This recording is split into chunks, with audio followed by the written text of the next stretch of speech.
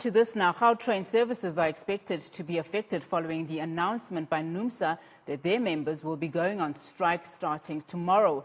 The union alleges that Mbombela Holdings are imposing a 4% salary increase on NUMSA members without engaging or negotiating with them. The union is demanding an 8% increase. Kes Nayager, Gautrain spokesperson, joins us now. Kes, thank you so much for your time. Now, talk to us about the stalemate with the union. Where are you and the unions not meeting each other? Good afternoon to you and to your viewers, Onati, and thank you for the opportunity. You're quite right. Unfortunately, wage negotiations with NUMSA deadlocked, and NUMSA has given notice that their members will embark on strike action as of tomorrow morning, that is the 1st of October. Negotiations with NUMSA have been underway since early August this year. NUMSA initially tabled a demand for 15% in basic salary, and in addition to this, increases in a number of allowances.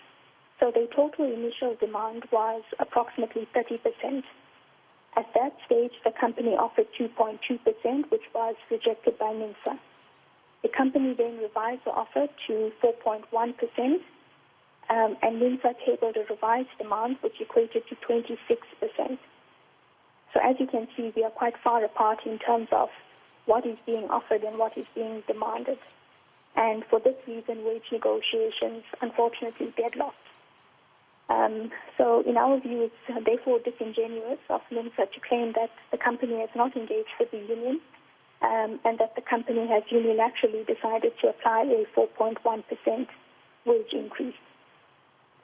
Now, in fact, there is a lot of back and forth. Now, in a statement, NUMSA says that since the resumption of negotiations, you, the BOC, have displayed absolute disdain and arrogance towards its members. They say they're willing to negotiate further.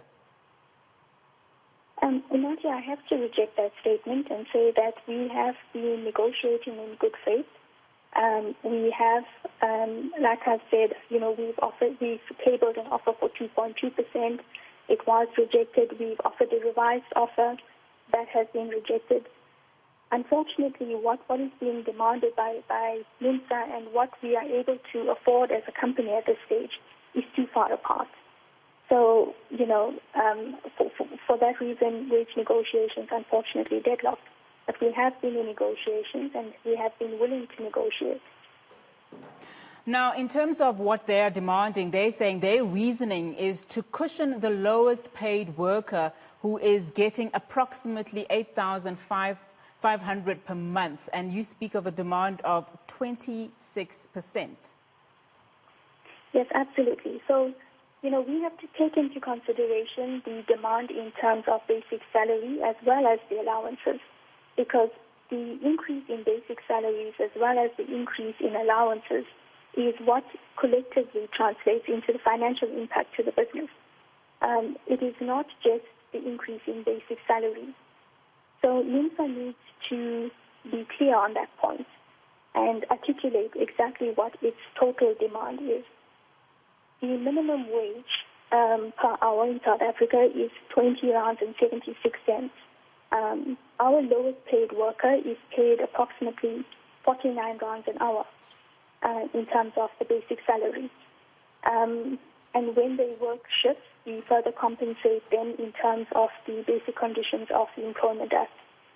So, again, I'm going to have to reject that statement. Now, Kes, let's talk about tomorrow. What contingency plans do you have in place? What will your schedule look like tomorrow? So we do have a contingency plan which we will implement from the start of business tomorrow morning.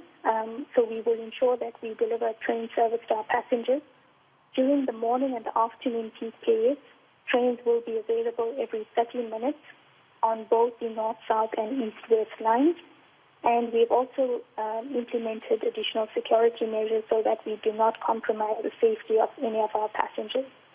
And to increase our capacity, all trains operating in the peak periods will be 8-car trains. I can also confirm that the bus and minibus service will not be affected by the strike, and these will operate as per the standard schedule.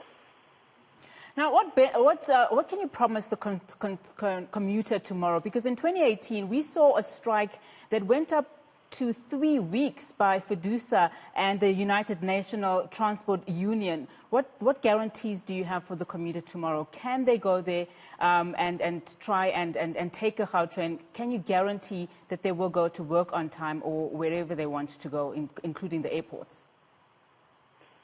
So what I can confirm at this stage is that during the morning and the afternoon peak, we will have a train service.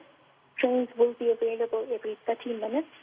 And that would be both on the north-south and the east-west line. So that includes passengers making their way to and from the airport.